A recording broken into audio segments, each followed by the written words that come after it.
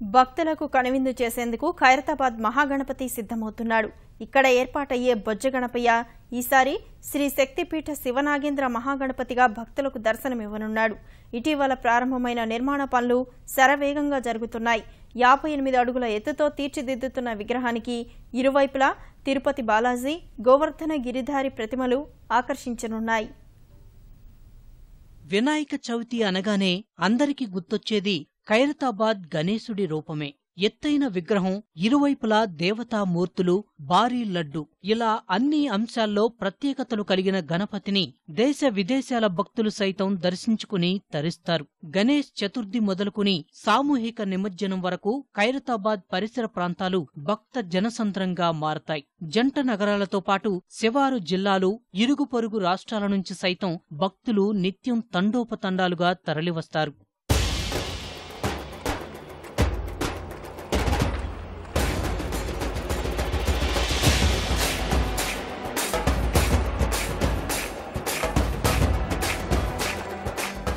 ఈసారి ఖైరతాబాద్ వినాయకుడు శ్రీశక్తిపేట శివనాగేంద్ర మహాగణపతిగా భక్తులను కరుణించనున్నాడు. 58 అడుగుల ఎత్తు, 28 అడుగుల వెడల్పుతో విగ్రహం రూపుదిద్దుకోనుంది. పార్వతీ తనయుడి భారీ విగ్రహానికి ఇరువైపులా 2 మండపాలను ఏర్పాటు చేస్తున్నారు. దుర్ముఖి నామ సంవత్సరాన్ని పురస్కరించుకుని విగ్రహ నమూనాకు ఈ పేరు పెట్టారు. ఈ సంవత్సరము ఖైరతాబాద్ వినాయకుడు 62వ సంవత్సరం జరుపుకుంటా ఉన్నాము. ఈ ప్రతి సంవత్సరము ఒక్కొక్క రకంగా మనం చూపిస్తున్నాము. ఈ సంవత్సరం ప్రత్యేకత ఏంటంటే ఒకవైపు చూస్తే గోవర్ధనగిరి ఎత్తున శ్రీకృష్ణుడు, మరొక వైపు తిరుపతి బాలాజీ.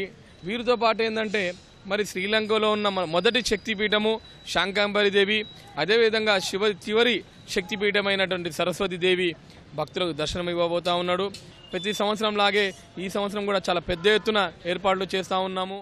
స్వామివారి విగ్రహం వెనుక శివలింగం, అక్కడ్నుంచి పైభాగం వరకు నాగేంద్రుడి పడగలు ఉంటాయి. ప్రతిమ వెనుక భాగం పొట్టతో, పైభాగంలో క్షీరాభిషేకం చేసినట్లు 2 గోవులు ఉంటాయి. స్వామికి ఎడమవైపు శక్తిపీఠాల్లో మొదటిదైన శ్రీలంకలోని శాంకరీదేవి, కుడివైపు సరస్వతీదేవి సింహాసనంపై ఆసీనులై ఉండేలా తయారు చేస్తున్నారు. మొత్తంగా గణపతి విగ్రహం 6 చేతులతో ఉంటుంది. కుడి ఎడమలుగా పై 2 చేతుల్లో చక్రం, శంఖం, మధ్య చేతుల్లో ఆశీర్వాదం, లడ్డూ ఉంటాయి. ఇక కింది చేతుల్లో గద, పద్మంతో భక్తులకు దర్శనం ఇవ్వనున్నాడు. ఖైరతాబాద్ వినాయకుడు అంటే ఖైరతాబాద్ వినాయకుడు అని చూపే విధంగా ఖైరతాబాద్ వినాయకుడిని మేము దర్శనం ఇవ్వబోతా ఉన్నాము. 16వ తేదీ ఈ వినాయకుని పూజ మొదలైంది. వెల్డర్లు, దాని తర్వాత కార్పెంటర్ వారి పని స్టార్ట్ చేస్తూ ఉన్నారు. ఒక వారం రోజుల్లో మద్రాసు, కలకత్తా నుంచి కళాకారులు వచ్చి ప్లాస్టర్ ఆఫ్ ప్యారిస్ మట్టితో మొదట వినాయకుని తయారు చేస్తారు. మట్టిలో ఇంకా స్పీడ్ అవుతుంది. వినాయకునికి 2 రోజుల ముందు భక్తులకు దర్శనమిచ్చే విధంగా మేము వినాయకుని ఏర్పాటు చేస్తాము.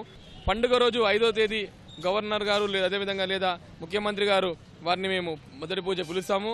వారి చేతులుగా ప్రతిష్టాపన పూజలు చేయించి భక్తులకు దర్శనము మొదటిగా ఇవ్వడం జరుగుతూ ఉంది.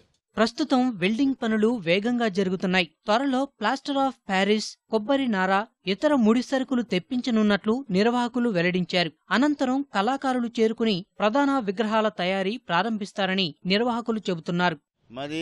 దీనికి ప్రత్యేకంగా మేము మద్రాసు నుండి మోల్డర్స్ తెప్పిస్తాము.